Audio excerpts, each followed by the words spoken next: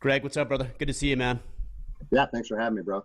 You getting a few less nights of sleep these last couple of weeks, or what? The first week was absolute madness. It was like calls, texts, emails. Because here's the thing: since I'm attached to my jiu-jitsu academy, all I have to do is go to that website, and my number's public. So, Your personal yeah, number, right? yeah, my personal number. Because Nice. I never thought I'd be in a position like this. You Right. know? You're like, I can take the occasional text to have a new member enroll in my Yeah, in my gym. Yeah, no that's problem. exactly right. So, yeah, my phone blew up for about a week straight, but it's died down as expected. Yeah. How did you manage all of that? Did you just turn it off? Did you like try to get back to everybody? What was that like? You know, Initially when it first started coming in, I was like, you know what, most of these people reaching out to me are just have good things to say and they're showing Yeah. appreciation. So I tried to reach out or at least answer the phone, but it got out of hand. I mean, we Yeah. probably have we probably have 10,000 emails that we haven't sifted through yet, you know? That's so wild. And the I same on know, because Instagram, you know? I I saw your because we've been following each other even before this whole thing went down, and somebody had sent me a video. I'm like, oh yeah, that's pretty cool or whatever. And then somebody else, and then somebody else, and somebody else, and I'm like, fine. So because I was like, dude, Yeah. he's gotta be so overwhelmed at this point. And finally, after like the I don't know the 4 dozen email or whatever message I got or whatever, I'm like, all right, let me reach out to Greg and see if we can get something set up. So I'm glad we did. I think it's a conversation. I mean, not that I was hesitant in having a conversation with you, but I just didn't want to add to the craziness that I could only imagine your life has been like over the next couple of Yeah, weeks. of course, man. And I probably got 200 podcast requests, Have and you I've, really? I've, Yeah, I've probably done 4 or 5, I'm just yeah, kind of like when one comes, and like you said, we were already connected on Instagram. So I knew when that request came through, we'd make it happen sooner or later. yeah. But I get a request and I just kind of check the person's page out and see if I think it's a good fit or not. And so Yeah. far it's been pretty good. I heard you on Andy's podcast. I think he released it was it yesterday. Yeah, Yesterday, I think. It was yesterday. good, man. It was a great conversation. I'm looking forward to following up on some of that stuff with you. Cool. Thanks, man. Yeah, he hit me up and he's just like, hey, when can you come to Montana? I'm like, well, I'm not working tomorrow. I And got he's like, I got a little time on my hands. yeah, exactly. And so he's like, all right, does this flight work? I'm like, yeah, let's do it, man. So yeah, that That's was fun. sweet. I see you growing that beard in too. Yeah, I've been joking with everybody. This is the best part of not being on patrol. It's not having to shave every morning. For sure, for sure. What has that adjustment been like? And then we'll circle back. I'm sure most people that are following the podcast know about you. We'll make sure in the intro what it's all about and sync it up to the video that you posted that just went wild. But yeah, it's I just imagine it's just been a crazy adjustment, trying to fit everything in, get into this, and I don't feel like based on that video that you promote or shared that you were like real interested in like thrusting yourself into the limelight. It didn't seem like it came across that way. No, the whole purpose of the video. I mean, there's two sides to why I made the video. But first and foremost was just seeing everybody across the country in these different situations just having their liberties trampled. And Hmm. and and if you notice, I didn't make the video about coronavirus because I'm not a doctor and I'm not here to talk about the coronavirus. But what I'm here to do is talk about what police officers can and cannot do, what we're constitutionally allowed to do, and what we're morally and ethically allowed to do. And so that was my biggest motivation. But the other side of it, which is equally as important, is you can see the distrust and the anger that's being cast towards law enforcement as a result of this. And that is my profession, and a lot of my peers are in that profession. It's like we need to step up and let people know that we actually agree with the citizens and we're on your side. And most Yeah. cops are. So it's funny because most cops, and when I say most, 100% of cops that I've talked to about this can't believe some of the things we're seeing. Is that But right? but the cost of speaking up is so. I mean, it's obvious. Look what happened. Yeah, it's wild. That's what's funny to me is not funny. That's not the right word, but just it's wild. It's crazy. I think I had made a post that you were going to come on the podcast, and somebody had said, well, the reason that he's being terminated is because he did it while he was on patrol, And I wrote back to the guy and I just said, look, dude, I mean, I understand what you're saying and I actually want to get your side on that. I understand that that's probably the reason, but I guarantee that, Greg, if you posted a video about just general police work, your department, anything, and you painted it in a positive light, there wouldn't have been any sort of social media policy being thrown in your face. It just was the fact that it painted it in a, maybe a, I don't want to say a negative light, but it's controversial, right? And that's yeah, the absolutely. reason. And it's funny you say that because initially that's what was being I was being accused of, is violating our social media policy. And I was like, come on, guys, we both know it's about the message. Of And course. just call a spade and shoot me straight. And if you want to get rid of me because of the message, just tell me that. That's fine. Mm-hmm. But let's not pretend it's something that it's not. I said, because if you look at past practice on my Instagram or half of the department's Instagram, nobody cares if you're online as a police officer. That's not the issue. Right. And so, and whoever posted that to your page saying it's because I was on duty, I mean, yeah, he's partially correct too, because, and my department told me this. They said, if you had been in your backyard with civilian clothes on, sharing your thoughts and your message, it'd be a non-issue.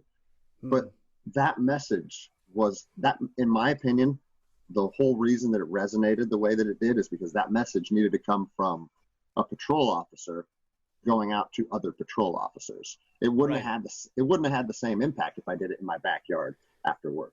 Yeah, I mean, you just, even the reason you guys even wear a uniform is whether it's a police officer, military service, like I know you've been in, is uniformity, camaraderie and brotherhood, and authority, perceived authority, right? So just the fact that you had your uniform on gives you more credibility to be able to speak that message than any random dude who's having a barbecue in his backyard on the weekend.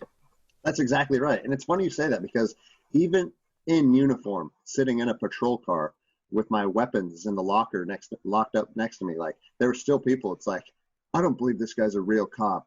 He's on a stage. And it's like, so, I mean, obviously that's way over here. Right. But you would think it is, but look, I know you, and I know, like, that was never a question for me, obviously, and for most people it isn't. But the fact that somebody actually believes that probably suggests that there are people who would stage something like that. Do you know what I mean? Like, there are actually people who would legitimately stage something to make it look like that. So I don't know if it's much of a character attack, although I'm sure partly is, as much as it's just an attack or a rebuttal against just social media culture in general is just insane. No, it's funny, man, because I've never been in the limelight before. You know, I did jiu-jitsu and I was a patrol officer, and I had 1,000 friends on Instagram, just like normal guy, you know? Yeah. But as soon as this kicked off, I would say literally 99% of the emails and the text messages that I was receiving were positive. People both from, and it was probably 50-50 between citizens and law enforcement officers.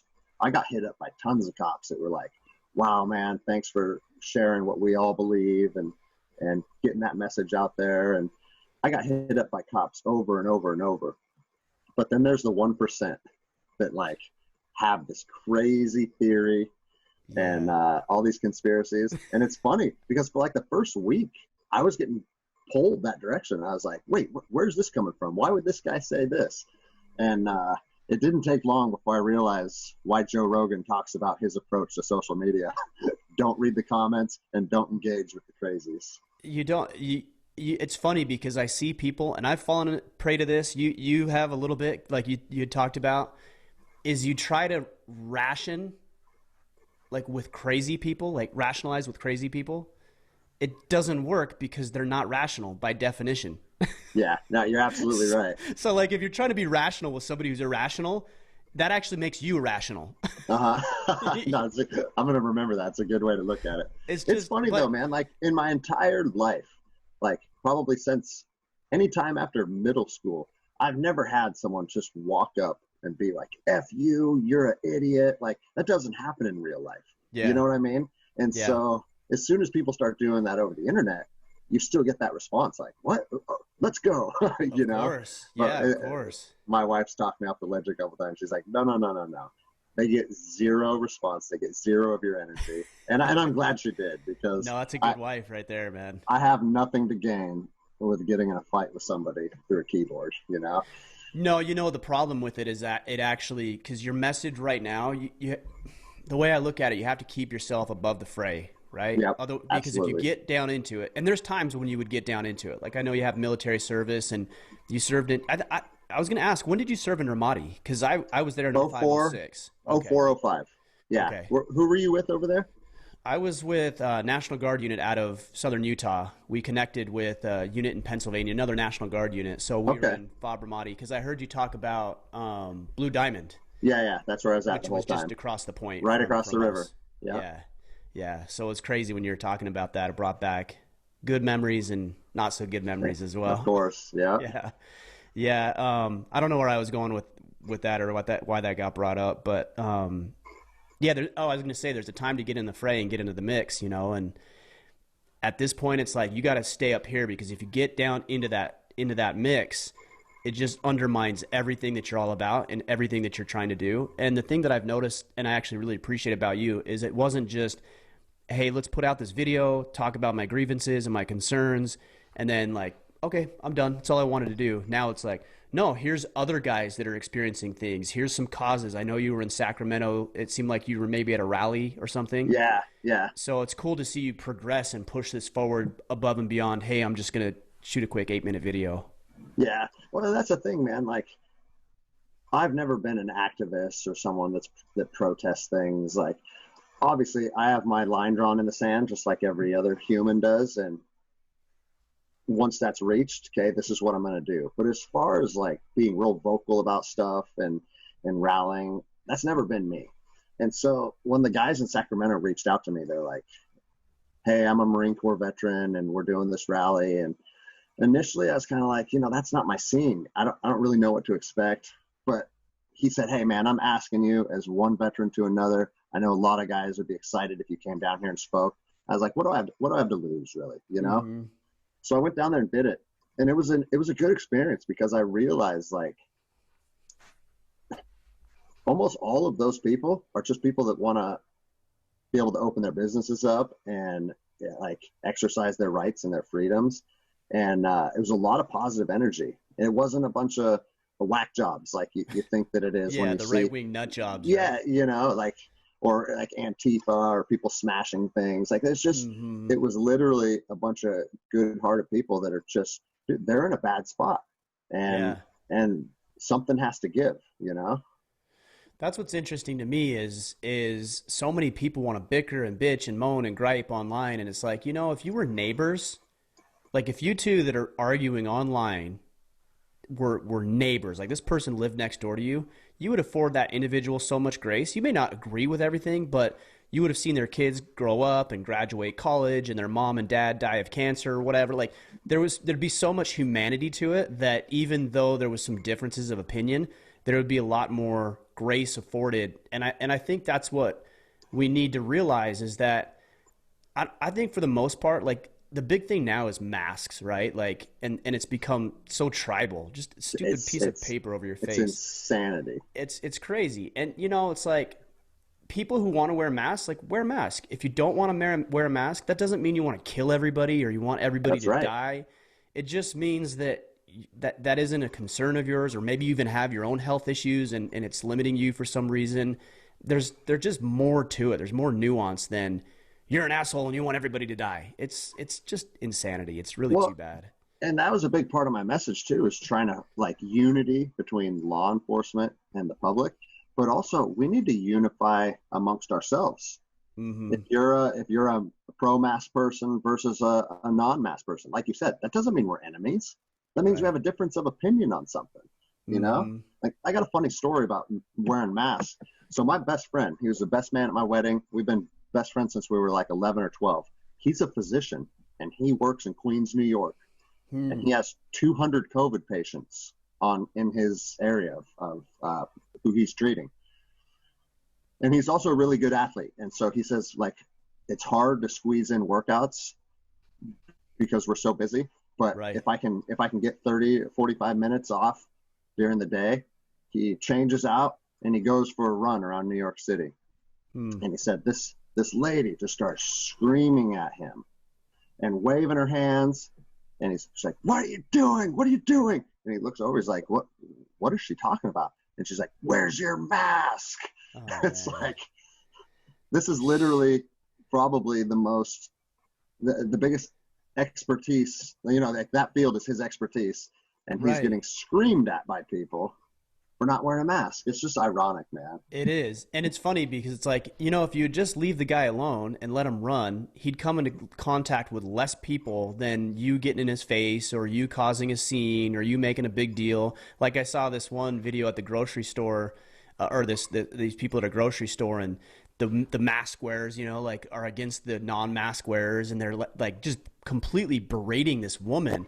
And I'm like, you guys are causing more problems by being within, 6 inches of each other, spitting on each other as you're yelling at each other, than if you would have just let the poor woman go get her frozen pizza or whatever she was after, Yeah. buy it, and then get her ass out the door and go back to her family and her kids she's trying to feed.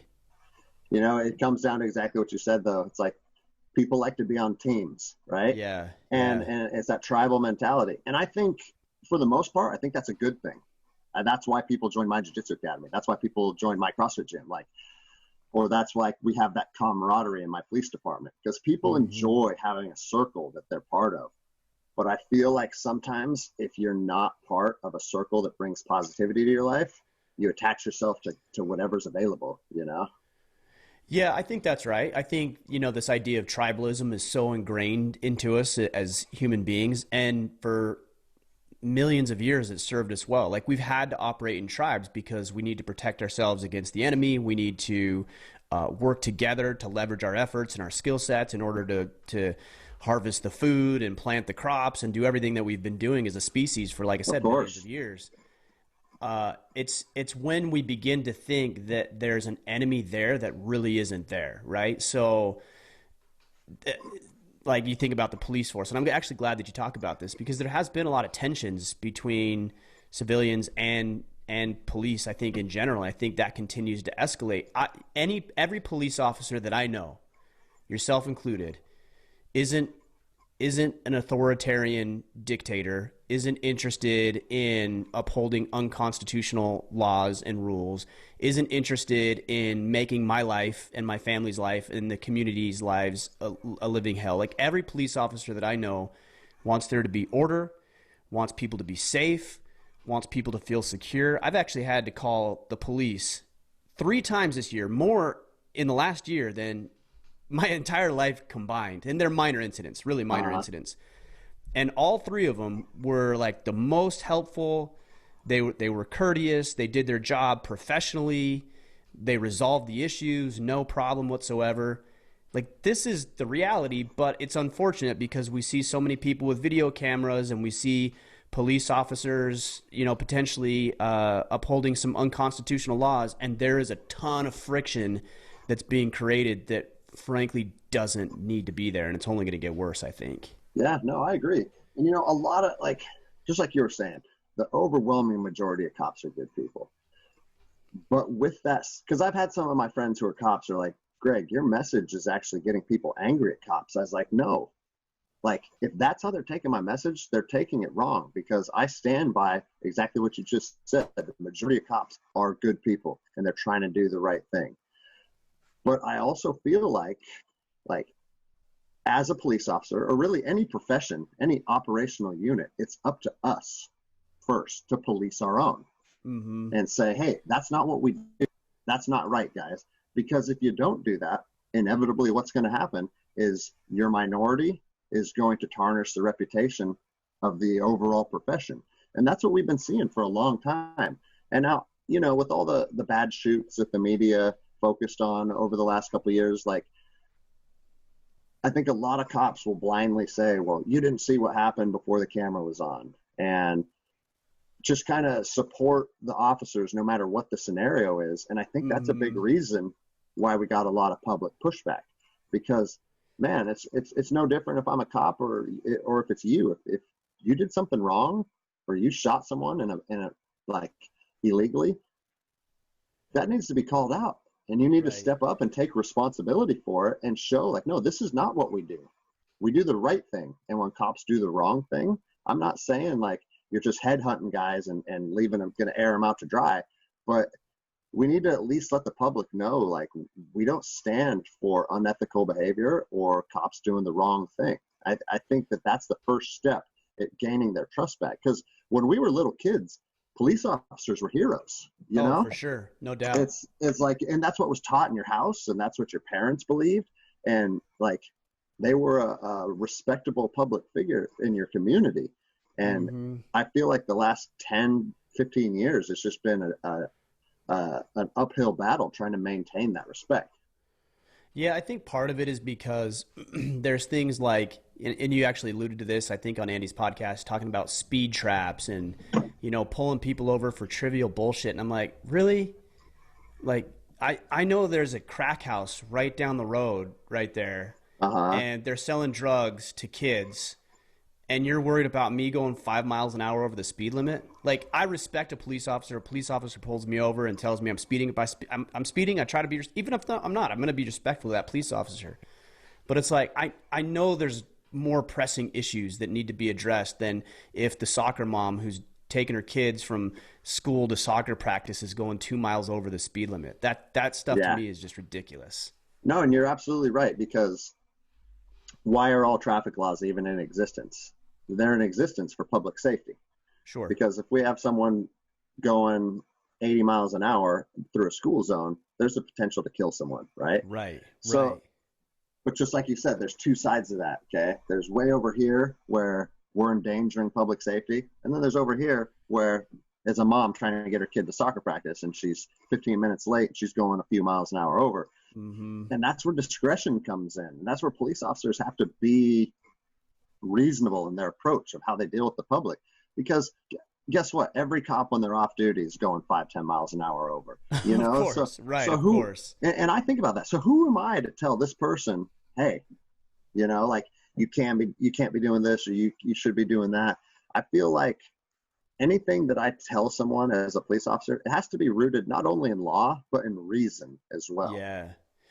Yeah, that's a good distinction. I think the problem, though, comes because, like I said, in the last year, I've had interactions personally with 3 different police officers here in the town, and all of them have been positive and good. But I think everybody who's listening, myself included, you included, has dealt with that one asshole who was like the hall monitor at school, and he let the little bit of power that he had just go to his head and just turned into a complete dick. Yep. when it was completely unnecessary, and all of us have dealt with that police officer. Well, and it goes right back to what we were talking about with the emails coming in. I get 99 positive emails, but then I get one person talking shit to me, and that's where my focus is. Yeah, And true. that's going to be the same thing. If you have 100 good interactions with a cop, and then some jerk pulls you over and is real rude to you and crass, like, that's what's going to stick with you. It's just how the human, it's how our psyche works, you know? Yeah, for sure. So where are you at then are you on technically administrative leave? Are you Yes. terminated? Like, where are you at right now? Dude, I'm still on administrative leave, Mhm. pending what I was told, pending termination. So the termination's coming. It's just they have to go through, It's just the red tape and whatnot. yeah, the red tape. I actually have another meeting with my agency tomorrow morning to wrap up the internal affairs investigation.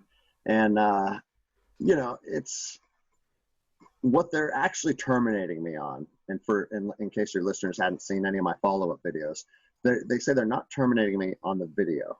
They're terminating me for insubordination because I refused to take the video down. So if And you would have so- taken that video down when they asked, this stuff would have probably blown over and cleared over by now. Yeah, they said if I take the video down now, I'll receive a letter of reprimand for violating social media policy, and then that'll be the end of it. But I told my commander, I was like, listen, if you watch the video, the whole purpose of it and the whole reason that I posted it was that officers need to step up, and they need to be vocal, and they need to be on the side of right. And they need to stand by their moral convictions no matter what cost. no matter at what cost, even if it's up into your job. And I said, so I just put that message out there nationwide, hoping to inspire officers to look inward and ask themselves, am I doing the right thing? Or like, where is my line in the sand as an officer? What am I willing to do? What am I not willing to do? Mm-hmm. I asked them to do that. And now I'm going to rescind my words and take it down and be like, hey, my job was threatened, so I'm going to have to take a step back from all of this. I said, Right. I lose all credibility amongst my circle and amongst my people. And I said, you're putting me in a position where I literally don't have the option to take it down. And you know, I get along with all those commanders. I've enjoyed working for them. And so I just shot them as straight as I'm talking to you right now. I said, like, I like the Port of Seattle. You guys have been good to me.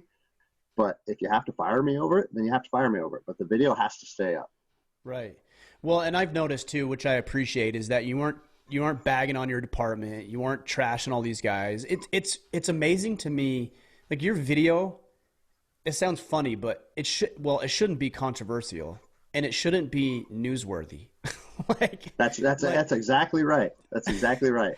because every police officer and every citizen, in my mind, of course, I have my own biases, but in my mind, I'm like, yeah, what's the problem? He's asking police officers to check themselves, check their behaviors, to follow the laws of the land and the Constitution, that it can't be usurped by anybody, any other governor or anything like that.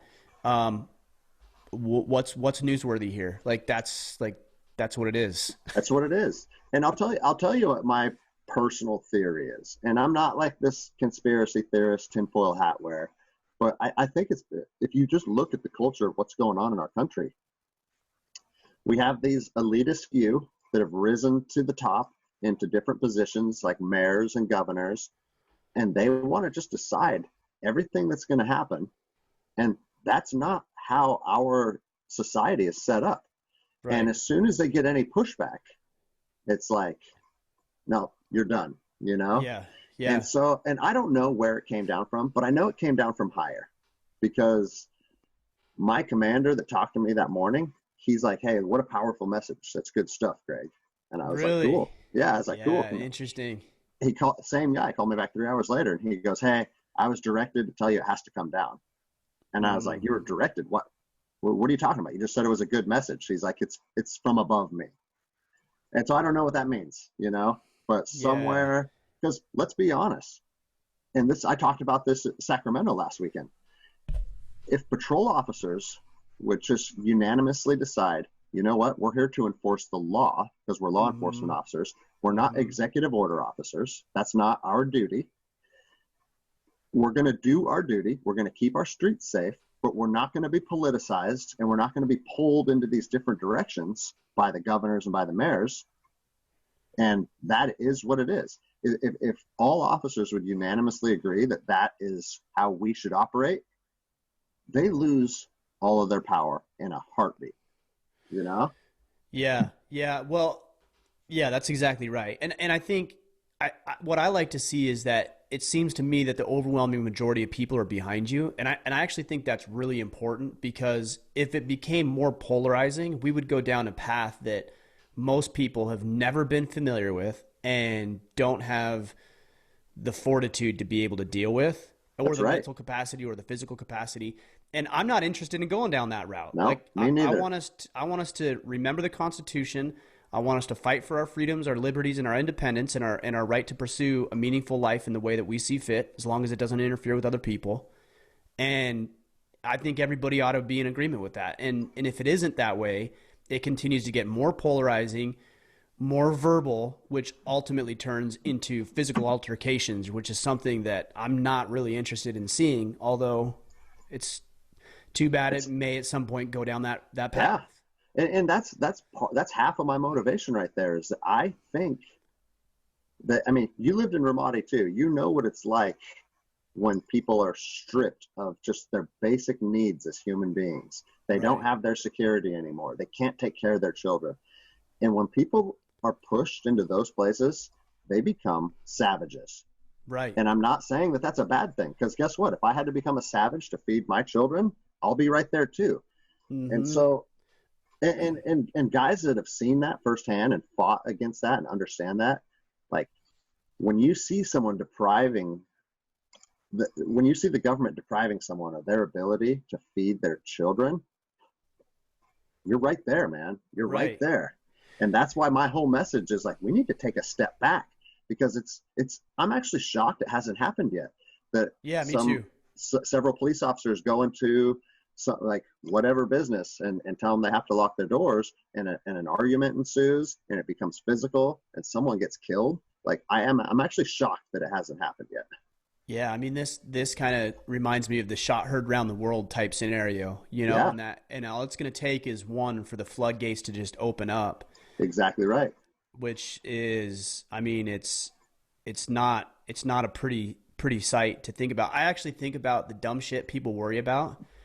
You know, like the kid at McDonald's got my order wrong, and I'm like, I'm so glad that that's the shit we have to worry about. Yeah, dude. Like we make up things to worry about, things that aren't issues. Like that guy cut me off on the road. That 16-year-old kid got my order wrong and put pickles on my burger and I didn't want them. That person got my mocha frappuccino wrong at Starbucks. Like these are the things. Oh, he called me a she instead of a he. Like we make up these like random things to worry about, and I'm like, as annoying as it is, I'm so glad that's what we're worried about, because we're not worried about feeding our kids. We're Yeah. not worried about making our mortgage payment. My wife and I, as we were on our ruck yesterday, we were talking about World War II, and she's reading this book. I can't remember the book, but she said that there's a family in the part that she's in the book is this family, this Jewish family is being taken from their home and put into a smaller apartment, and they're having to decide what stays and what goes, and they have this family piano that's been passed down through generations, and they have to leave it. And I said, yeah, I mean, that's bad enough, but the next step is they're stripped from that home. They're stripped of their clothing. Their kids are put over here. Her husband's put over here. Her kids are put to work. Her husband's put to death. She lives in a concentration camp. She's beaten. She's humiliated. She's raped. Like, that's the path. That's the path. Yeah. And people will say, oh, well, oh, it's not that bad. I know. Yeah. It's not. Exactly. So let's make sure we head this off. And that's why it's really frustrating when people won't look at these horrible atrocities that have been committed and perpetrated by humans on other humans. Like they won't even look at that stuff. I'm like, you got to look at that stuff. You need to look at Iraq. Like you need to look at how those people lived. And you need to be uncomfortable with that.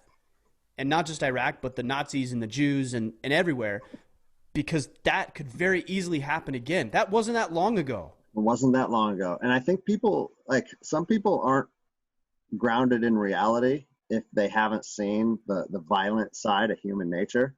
Mm-hmm. But humanity is like strung together by a thread. And as soon as you take away people's basic necessities, the gloves come off, you know? Yeah. Yeah. I mean, look at Hurricane Katrina, you know? Right. They were, you know, as soon as it became lawless down there, the birds, the Blackhawks that were bringing water in were taking fire. I knew Blackhawk pilots that were getting shot at on humanitarian missions. And they're like, we don't even have guns and ammo because we're not. They're bringing in supplies. They're bringing in supplies.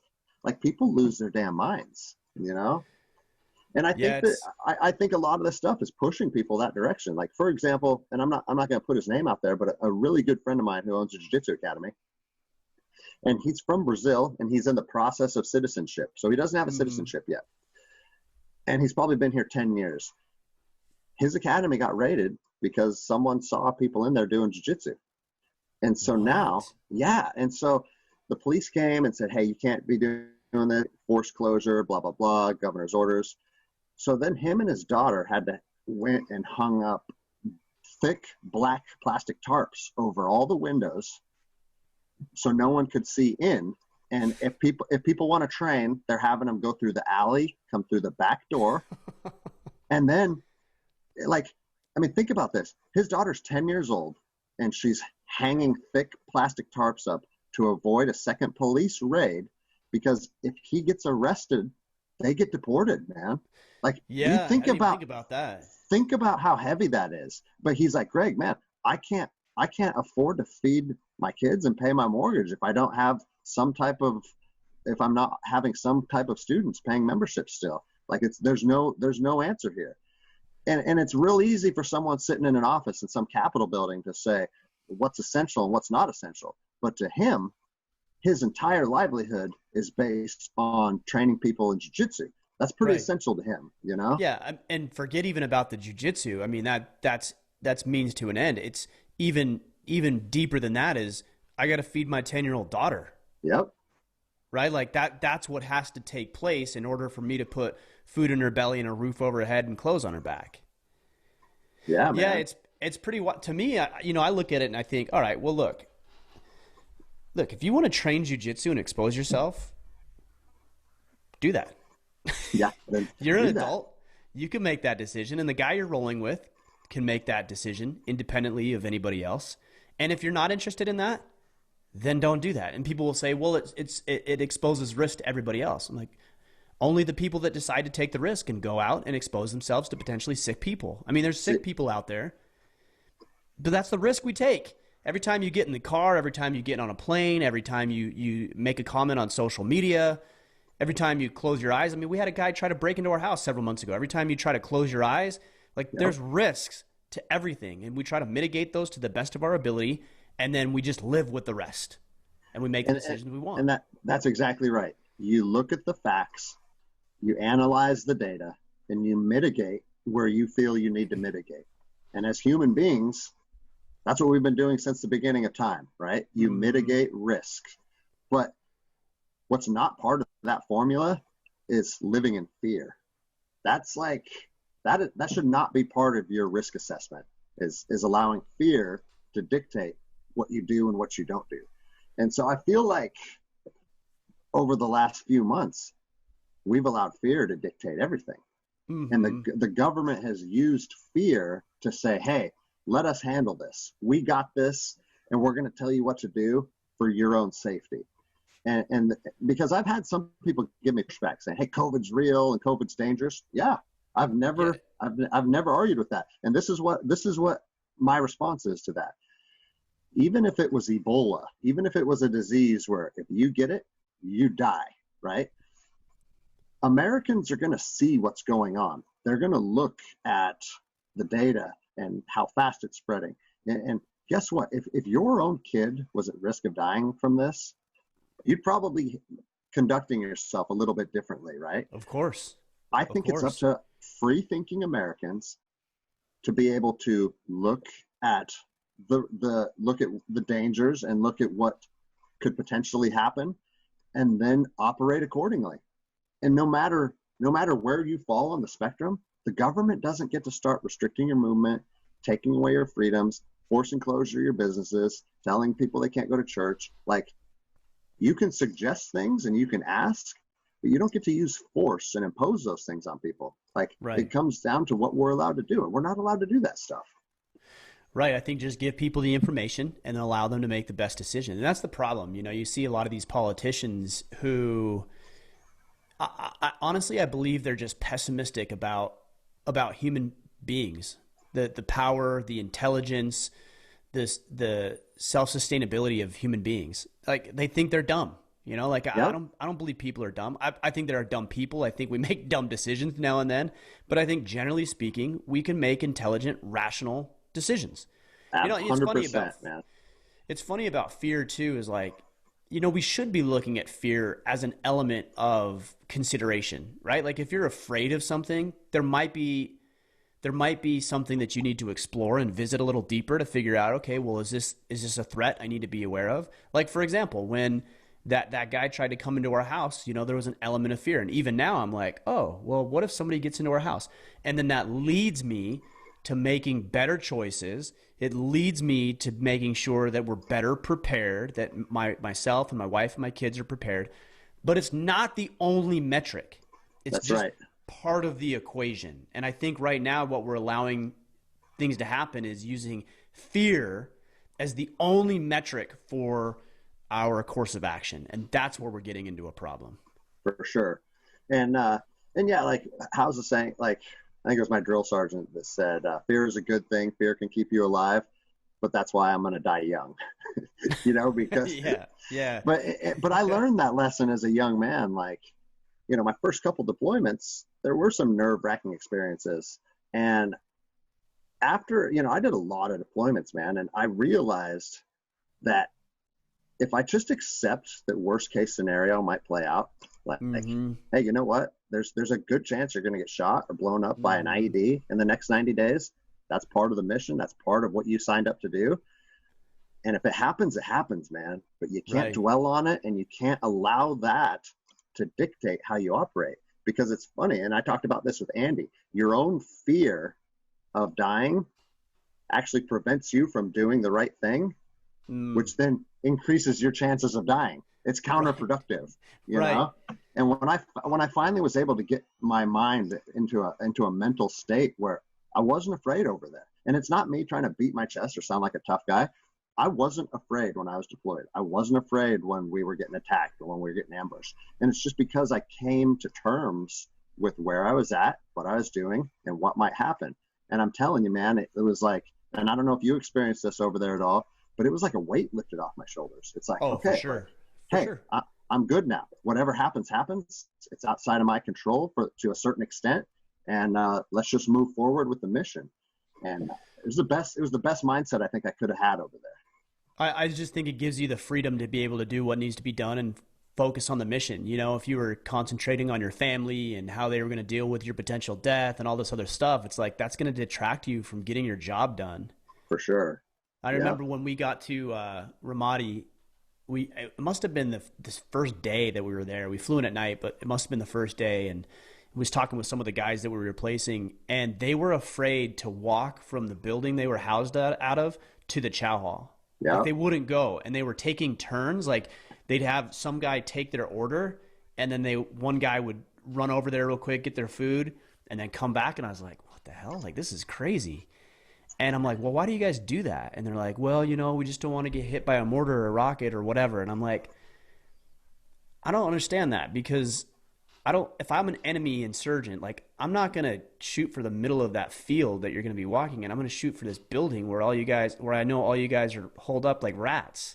Like, what's more dangerous? Yeah. You walking across that field, or you sitting like a sitting duck in this building, and every single insurgent, and you know how it is in Ramadi, you're surrounded, right? So like they're looking into this like fish bowl that you're stuck in. Like everybody knows where the people are. And it's not walking across the softball field. It's in the building that you guys are all hiding out in. But this is the fear. This is the irrational fear that takes over all of us at times. Now, it's funny you say that, because my team used to joke about exactly that, because Blue Diamond in 04 was getting mortared on average 40 times a month. So crazy, you're taking indirect fire more than one time a day on average. Every day, yep. And people would just start, like, if a mortar would hit kind of close, people would start running all over the base and screaming and like hiding behind Jersey barriers and the HESCO barriers. And it's like, listen, I could just keep walking in a straight line, going back to my hooch, or I could sprint to the other side of the base screaming, and the likelihood of the next round hitting me are probably identical. The same. Exactly. You know what I'm saying? The same. Like, and we used to joke too, the safest place to go in an indirect attack is the crater that the first round hit. You know what I'm saying? Because in Ramadi, they were shooting them out of the back of those Hilux pickups. Out of the trucks, man. Yeah, out of the trucks.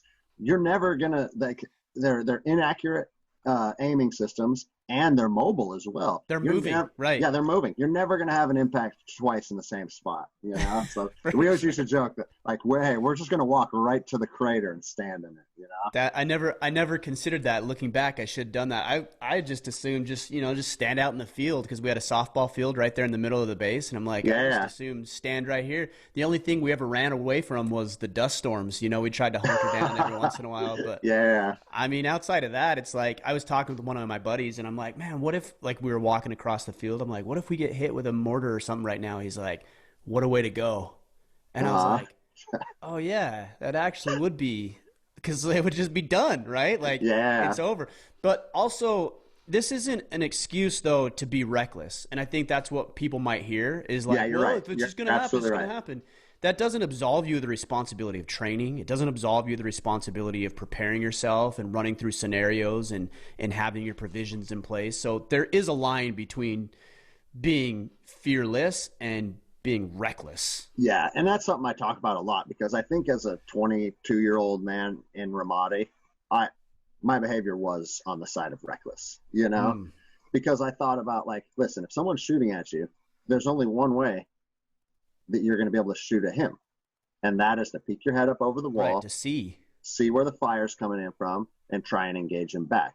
And so, like, that's, to a certain extent, that's, you're going to have to partake in reckless behaviors in that environment. But no, you're right, man. Like, especially now, older, we have kids, and it's also, it's a different battlefield, if that's what we want to call it. We're in our own country now, and like, I think every single measure needs to be taken to try and slow this thing down and change its trajectory before we go to violence, But I just think, I mean, you said it best, is once it pops off somewhere, I think it's the potential to spread like wildfire. No doubt. But I think that's why. Go ahead. I was just say, people across the country are feeling these same sentiments, but nobody wants to be the first person to nobody wants to engage in violence against fellow Americans. Nobody wants to. I don't think there's very many people that are like, hey, this is how I hope this works out. Right, of course. But I mean, there might be a few psychotic ones, but for the most part, no, nobody wants to do that. But I do think the majority of people understand that it's also not completely off the table either. Well, I think this is why just having discourse, right? Having these types of conversations, podcasts, you sharing the video that you did are so crucial, because for the most part, what I've realized and noticed is that the men who are doing it, right? And the women too, the men and women who are doing it, they have their heads down, they're working, they're engaged with their families, they're adding value to their communities. Like, they're just doing work. And so they don't have a bunch of time for all this noise and nonsense and distraction. But we've got to the point where the vocal minority, the crazies, frankly, are the only ones willing to speak out. Yeah. And so those of us who have our heads down, doing the work, thinking, oh, well, I don't worry about that. I don't pay attention to that because I'm just doing my work. I understand that. And I held that same sentiment for a lot of years. But if you aren't willing to be vocal and to speak up and to share, then the only people who are being vocal are the antithesis of what you believe and what you value and what you know to be true. And that's why, just in the last couple of weeks, I'm starting to feel like it's not something that I just should do. It's almost an obligation to speak up on behalf of so many people, because now that I'm in the position that I'm in, I know how almost all police officers believe, but my job's no longer at risk, and theirs are. Right.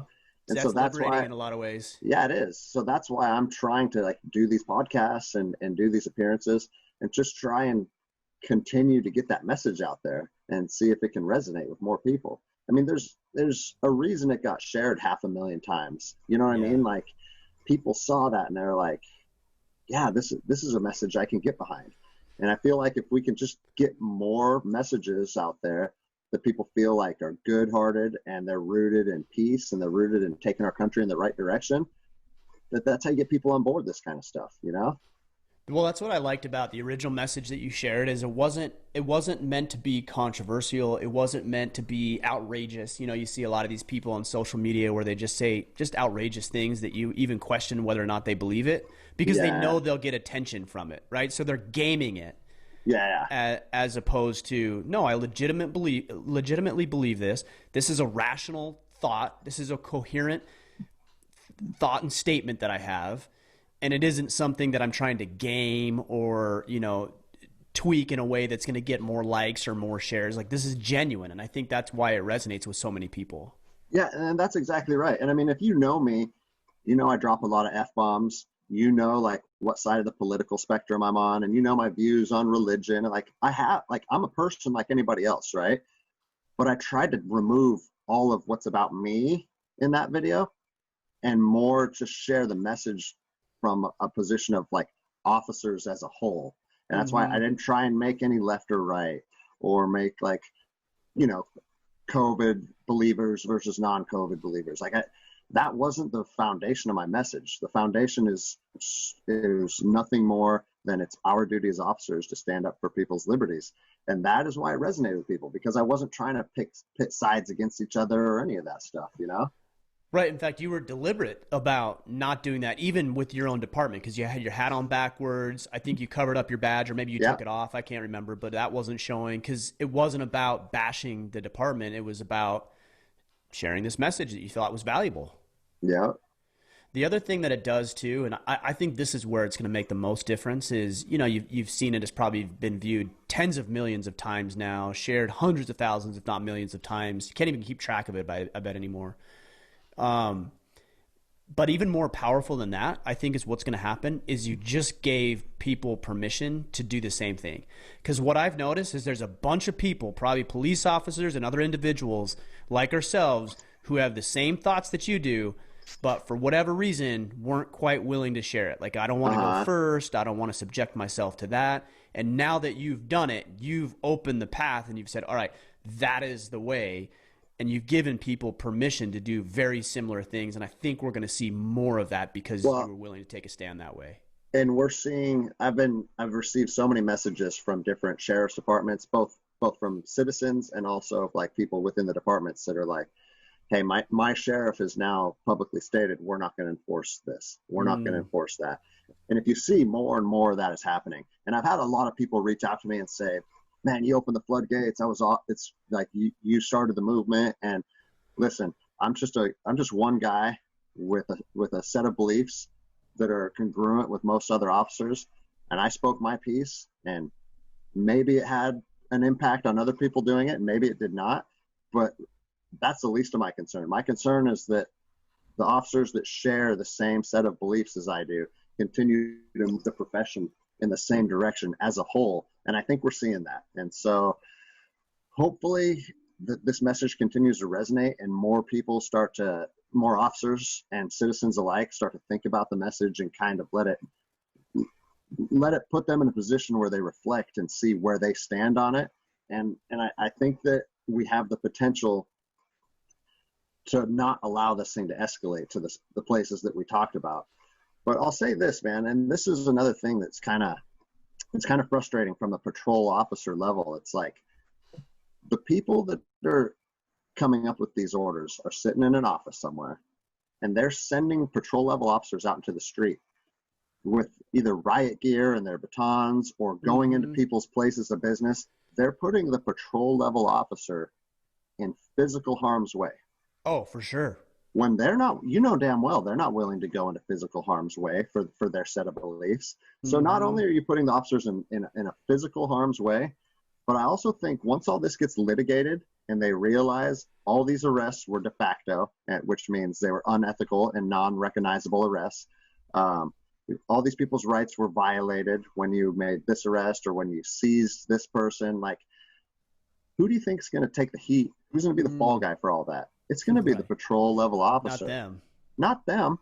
So it's like they're protected on both sides of this. They're protected on the physical aspect of it, and they're going to be protected from the litigation too. And it's going to be us that when this is looked at in the future as one of the biggest blunders in American history, it's going to be the damn cops that did all this, you know? Yeah, that's interesting, which I think that perceived immunity is what empowers these people to do what they're doing. Yeah, because if that wasn't there, they may have to question their thoughts because there's consequences to the things that they're doing and these executive orders that they're trying to enact. For sure, man. What do you suggest to civilians who, you know, a gym owner who's confronted by a police officer or a force that is attempting to shut them down or to issue some of these, like you said, de facto arrests? Like, what do you suggest? Listen, and I've got that question a lot, and I have to tell people, you need to think about where you stand on it and what you're willing to do and what you're willing to fight for. You need to think about that ahead of time in your mind. And like in the military, we call it wargaming. And you think of best case scenarios and you think of worst case scenarios. And then you come up with plans of action based on those. But I do not want to be the guy that's like, you know what, if they come into your restaurant, you tell them this. And if they don't, you go get your body armor on. Like, and if that's the plan that you need to take for yourself, then that needs to be 100% on you. Or the other side of it is you could just put your hands up and say, hey, I'm going peacefully. I understand that this is your job and that you're doing this because you're ordered to, and try and make a non-issue out of it. Like, you have to personally see where you fall on that and what makes sense for you. But, you know, like, and I've thought about that because I have a business on my side or on I had a business on the side. Now it's full time. Yeah, But yeah. Just all of a sudden, it's like no longer part time. This is it. yeah, Let's that's go. it. Which is the But worst time in the world to have a jujitsu gym yeah, for sure. But you're yeah, absolutely right. So yeah, I don't want to give people specific answers. This is what you should do, because it needs to come from their heart. It needs to be d- decided on what they're willing to fight for, and where their line's drawn. And I know where mine's at. That's yeah. all I can say.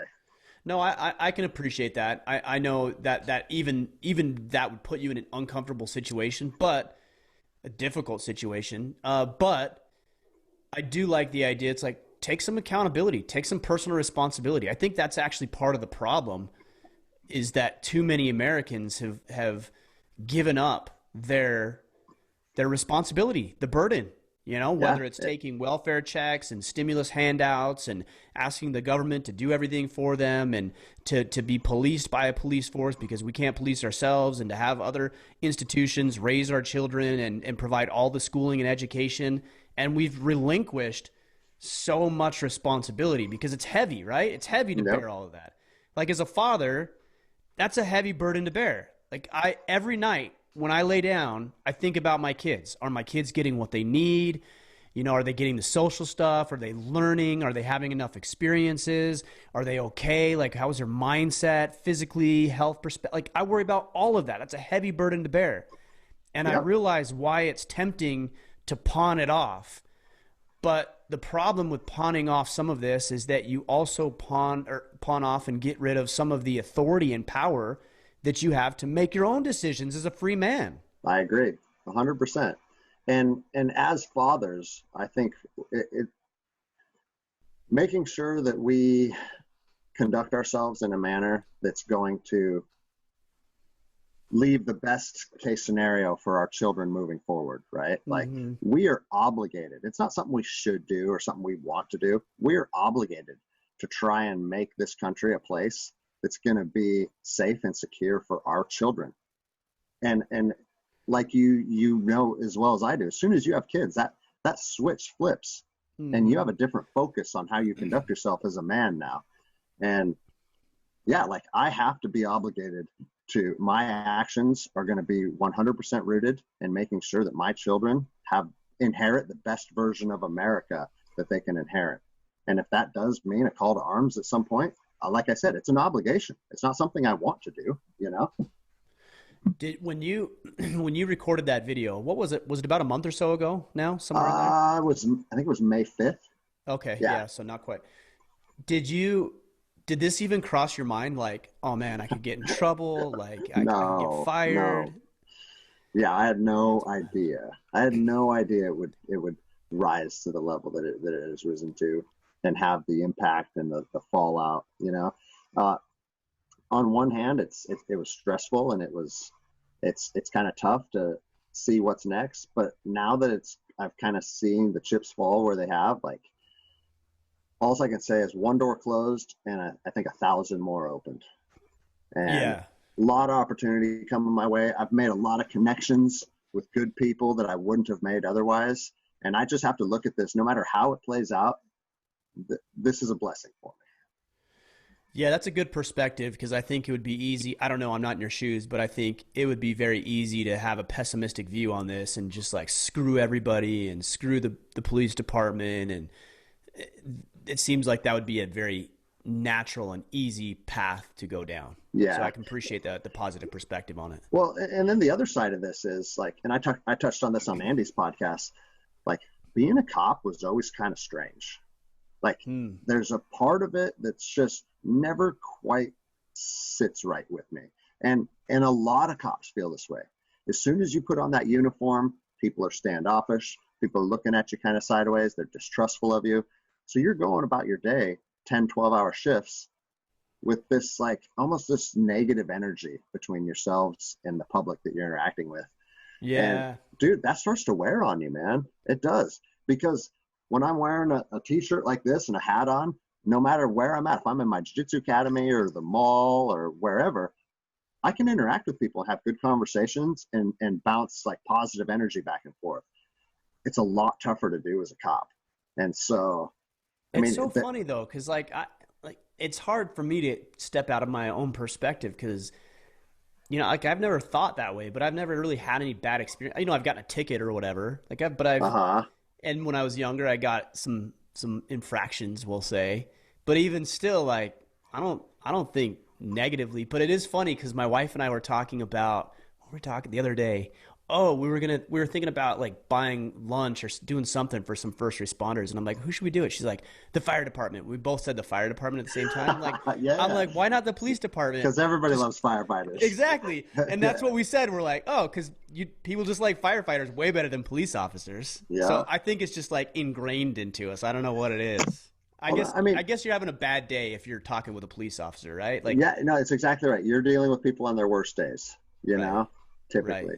Or you're And like, being punished because even a firefighter, you think, well, that's a bad day too. But they're rescuing you, they're saving you, right? You're being yeah, punished yeah. if you're meeting with a police officer. And that's the thing. Even when you're making arrests, like, like, let's say, like, I made an arrest of a pedophile that was taking pictures of little boys in a bathroom. Like, that feels good because it's like, okay, finally, that guy got caught. That's not the first Yeah, time he's been doing that.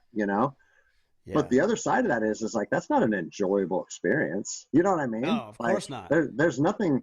You don't go home and like, oh yeah, today was fun. It was Yeah, like, you're seeing a dark man, side of humanity. that's and statistically they say cops live 5 years after retirement because you Hmm. have cortisol pumping through your veins every shift All the time. all day. It's just not a healthy lifestyle. And so I think it's an admirable profession, and I think that I think it takes a special person, and the overwhelming majority of those people are good. But if it's time for me to move on, like I can already feel like there's a weight off of me. So Is that maybe, right? yeah, maybe, and my body doesn't hurt as bad either because you're wearing 37 pounds of gear, 12 hours a day. Like, and guys like us, I mean, I've been wearing gear since I was 18 years Yeah, old, you right. know? And so again, I mean, and I also have to look at it like this because if I'm going to be the other way I could approach it is pouting and being poor me, and so Yeah, I think it could really like this situation. And I've seen people, and I'm not saying this about you necessarily, but I've seen people like get famous almost overnight. Like they put a video that just went like viral. Like I think about this guy. This was years ago. This like Kona guy, if Kona or do you know what I'm talking about? Like, no, it's just not ringing a bell. anyways, he went ultra viral, and he had this nonprofit that he was working with I can't remember if it was like with the sex trade or slave trade or something like that. And then he just went nuts. Like he just Uh, went off the deep end. And I thought, yeah, like I get that. I mean, I can't imagine the level of pressure and stress and that just comes with it. So to hear you taking it from this perspective of, okay, like I got to take this in a healthy way, I got to take the positive direction, and for you to say there's plenty of opportunities and open doors is very cool to hear. It's good. yeah, thank you. And the other side of it is too. Me and my wife talked about this on like day two. Like, the dude, internet is flavor of the week. You know what I'm saying? Like, Oh, for sure. I got a Just lot of outlast, man. Just yeah, outlast. but I got a lot of opportunities and a lot of people reaching out to me now. But in 2 weeks, my best option might be stocking shelves at Home Depot. You know what I mean? Like I understand that there is momentum behind this, but that doesn't mean it's going to carry me for the rest of my life. There, Right, of this course. this is a moment in time, and I am going to try and capitalize on some of the opportunities that have opened up. But I understand that I'll probably be having to just embrace the grind in another career field. Be like, it is what it is. Yeah. What how has she been through this whole thing? Does she deal with it with the same positivity, the same has she been stressed out? Like what's she like when it comes to this I and would how has it say affected you guys together? I would say the first week she was kind of a mess over it. Really? Just Yeah. Yeah, for because sure. she's like, we're losing our health insurance. What are we going to do? We got this house and our rental house. Like, there's a lot of things that were just unknown at the time. And then we're looking for lawyers, and that's actually who I'm going to call when we're done here. We're figuring out that aspect of things. Just a lot of stress. But dude, Hmm. as soon as that GoFundMe went viral, and America just like, it was so humbling to see like how many people were just throwing money at that campaign, Yeah. and a lot of people were saying things like, there's so many comments that came through when people donated to us. It's like, we don't care if you spend any of this money on your lawyers. You deserve to go have fun. Go buy your sailboat. Like a bunch of crazy stuff like that. And it's, yeah, man, it at least put us in a position where we're not stressed about the next bill now, you know? Right. You can take a step back, and now we can just slowly calculate our next move and see what makes sense. So it's been good. Yeah, that's a good position to be in because the alternative is to make a bunch of rash decisions that are emotionally charged, and then those we know end up not being constructive decisions typically. Yeah, I mean, exactly right. The first couple days, because I can always go back and do contract work in Iraq or Syria. Like that's always available. Sure. And it's not great money anymore like it was, but you can pay your bills on them. And so like right out of the gates, we're thinking it's like, okay, like maybe I'll have to take some contracts in the Middle East, which is really hard on the family because we thought that lifestyle was behind us, you know. So it's good that doesn't look like that's a route we're gonna have to take now. Where do you see yourself going? I mean, obviously you've been an advocate for speaking up about these issues, and I imagine you'll probably be doing more speaking and opportunities like that. But are there some things that you're like, oh, this is an avenue I'm interested in exploring? You know what's funny is, and I'm not gonna put them out there by name yet, but a really big supplement company has reached out to me and talked about like moving forward in some type of partnership, and I just think that's cool because like I have a gym, fitness is like my hobby, and that's actually what I got my degree in too, was exercise physiology, because I wanted to spend Uncle Sam's GI Bill money to teach me about something that I'm interested in, not something that's going to be applicable to a career, you know. Right. But no, I mean, that's just a 180-degree shift from what I have been doing. But I think there'll be some good opportunities in it, so we'll see where it goes. I'm also going to start a podcast because everyone I've talked to on their podcast, it's just been a good dialogue, you know, and like you said, having discourse about things is one of the best ways to cut through all the red tape and try and figure out where people stand on things. And so we're going to build a podcast studio and, you know, keep running the gym and my CrossFit and my Jiu-Jitsu Academy and just kind of see where things go. Right on, man. I'm excited for you. And if it's the company I'm thinking of, man, I can't think of better people to partner up with. So I hope that all works out, and I'm anxious to hear what's going on with regards to that as well. Yeah, you'll know soon, hopefully. Yeah. Keep us in the loop. And then on the podcast, you know, let me know if you ever need any feedback or input or insight. I know you're well connected with guys who know what they're doing, but if there's any advice or anything I can give you, I'm all up for it. No, I like to, it doesn't matter who I'm connected with. I like to get feedback from everybody, you know, both with like the logistics of doing it and what equipment you like anything you have to share with me that you think would make that journey more successful, please share. I'd appreciate it. Yeah, for sure. We will. Well, cool, man. I'll let you get going. I know you're busy. I really do appreciate you. I know you had probably thousands of people reaching it out. I really appreciate you coming on this podcast because the guys that listen, they need to hear this because the men who listen consider themselves leaders, right? Leaders in their families, their businesses, inside of their communities. And the reality is that as a leader, you have to go first and you have to make sacrifices. And you've done that in my mind. You've made sacrifices. Obviously, you've made sacrifices. You're going first in a lot of ways. And I hope that this will inspire other men to speak out and to say and do the things that their heart dictates. Yep. And really hold true to those principles. And that's why I was so glad that you said, yeah, let's do it, and decided to come on the podcast. So I really appreciate it, man. No, I appreciate you having me, man. It's been a lot of fun. It's been a crazy journey, but I bet. But just like you said, man, that is our duty and our obligation to our family to stand up for what's right. And if you look at just at any period of time in history, if men were reluctant to stand up for what they believed, we wouldn't be sitting here having this conversation. No doubt. It's part of our duties as men and leaders of our community and our family to speak our beliefs, but then follow that up with action when that's necessary. And so right on, man. Yeah. You're doing it. All right, let's stay in touch. Let's stay connected. Let us know how we can connect with you, learn more about what you're doing. I don't know if you still have the GoFundMe option available, but just let us know how we can connect with you. That way the guys know where to turn. Okay. No, I took the GoFundMe link off of my Instagram. It's still open, but I'm not a. It's funny. It's Sacramento. People were just trying to hand me money at the rallies, and I refused all of it. Are you serious? Yeah, like just giving you money, like they were just reaching in their pockets, handing me money. Like, can I do anything for this, or like, you got some weeds I need to pull, or I don't know. I said, take your money back. I don't want your money.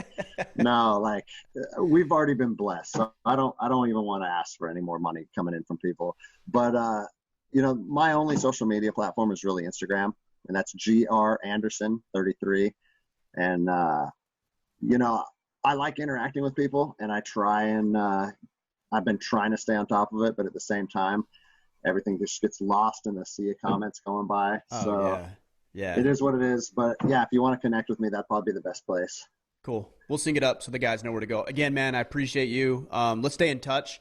I wish you the best. I'm behind you. I'm supporting you. Whatever I can do to help and push the cause and the mission forward, I'm all in, man. So well done. Appreciate you. Sounds good. Thanks, brother.